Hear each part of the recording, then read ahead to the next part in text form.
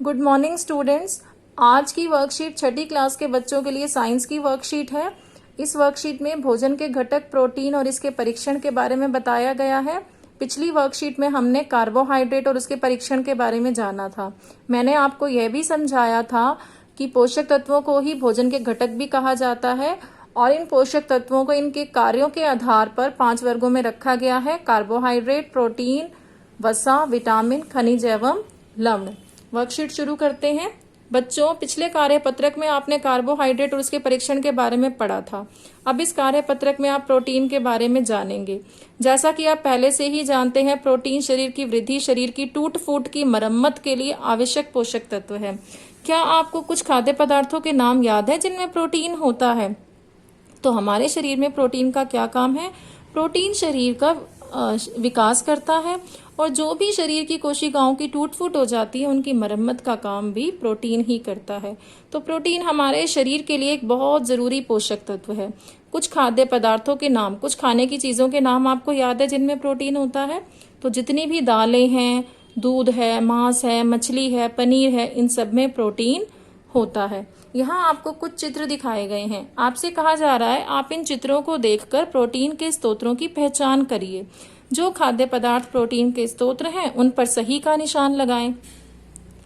Protein के स्तोत्र मतलब जिन भी खाने की चीजों में, यहाँ खाने की चीजों के चित्र हैं, तो जिन भी खाद्य पदार्थों में प्रोटीन मौजूद हैं वह आपको बताने हैं और उन पर सही का निशान लगाना है। पहला चित्र पालक का है, तो पालक में प्रोटीन होता है। हाँ, पालक में प्रोटीन होता है। दूसरा चित्र आपका मूंगफली का है, तो मूंगफली में वसा भी होती है और प्रोटीन भी होता है।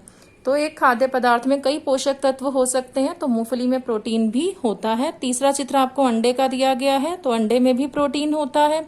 चौथा आपको मक्खन का चित्र दिया गया है, तो मक्खन में वसा होती है, प्रोटीन नहीं होता है।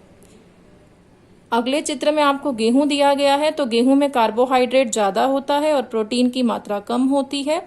नारियल में भी प्रोटीन होता है।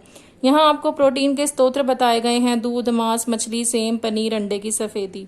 फिर आपको प्रोटीन का परीक्षण बताया गया है। जिस भी खाद्य पदार्थ में आपको प्रोटीन का टेस्ट करना है, जिस भी खाने की चीज में, उस खाद्य पदार्थ को आपको परख नली में लेना है और उसमें पानी की कुछ बूंदें मिलानी है।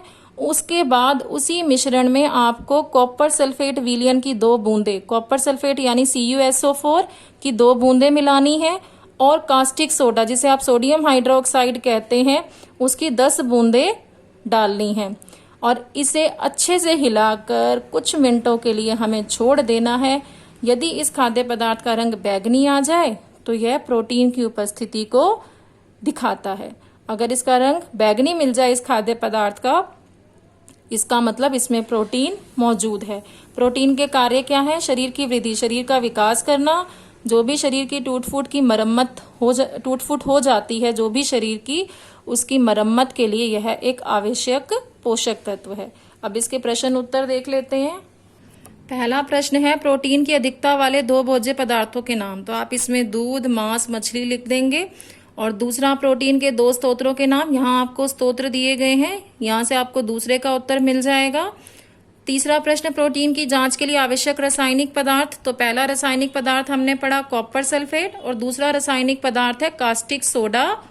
ठीक है, तो 2 रासायनिक पदार्थ आप लिख लेंगे। चौथा प्रश्न, प्रोटीन का सेवन अनुचित मात्रा में करने पर हमारे शारीरिक तंत्र में क्या होगा? तो हमारे शारीरिक तंत्र में अनेक समस्याएं उत्पन्न हो जाती हैं अगर हम उचित मात्रा में प्रोटीन नहीं लेते। अनुचित मात्रा मतलब सही मात्रा में अगर प्रोटीन ना लिया जाए।